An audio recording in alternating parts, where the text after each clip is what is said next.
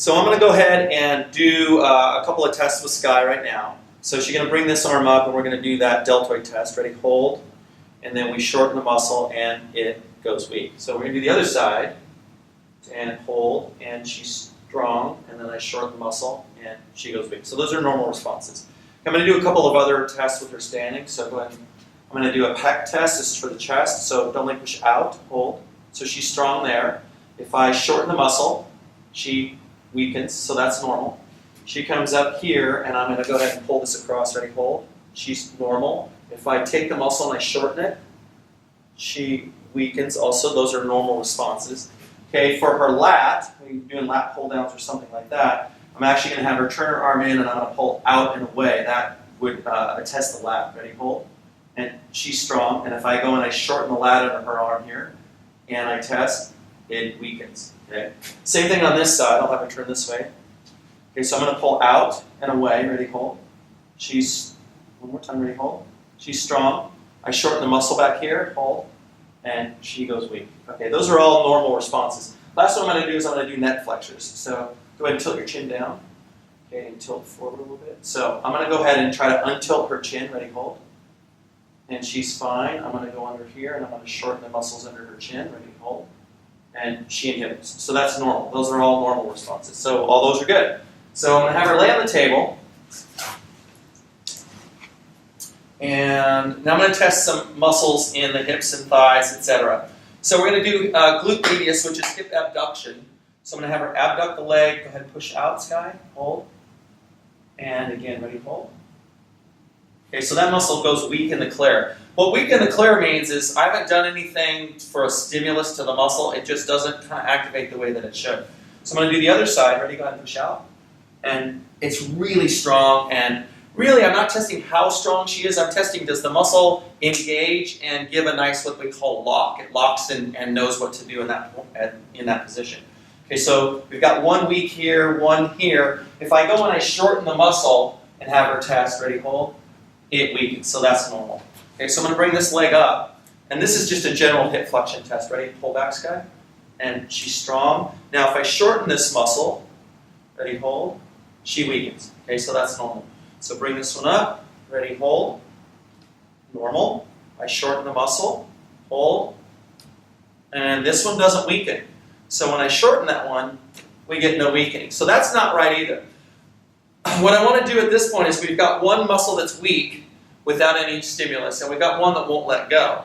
Okay, so this gives me an opportunity to explain what that means and what we can do about that. So in order to test this fully, what I would do is I would say, I'm going to have Skye, first of all, actually what I'm going to do is I'm going to see for the glute medius, basically what I'm going to do is I'm going to give it a rub, and then I'm going to test it again. Ready? Hold, Skye.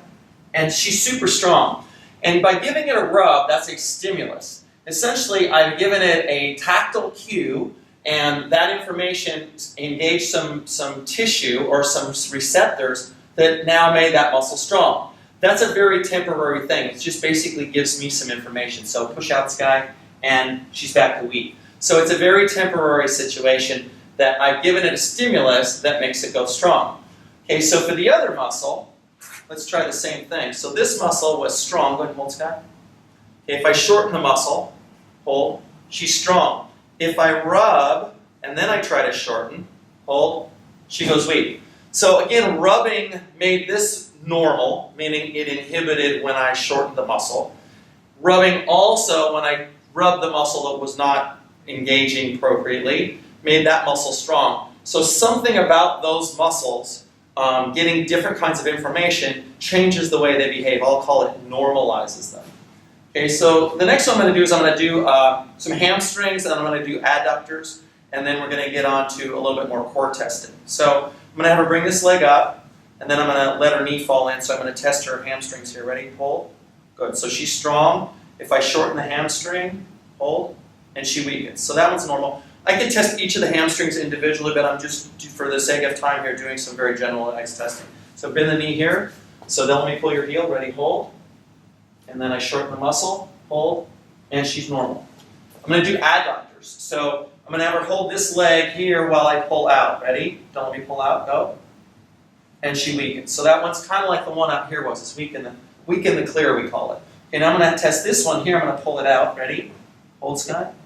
And she's fine on that one. I've done a little bit of assessment with Sky before. And what I'm going to do right now is I'm going to show kind of how certain muscles can affect other muscles before we go on, just because it's kind of in the flow of what we're doing. So what I'm going to do is I'm going to retest this adductor. Let me pull out, Sky. That one is weak.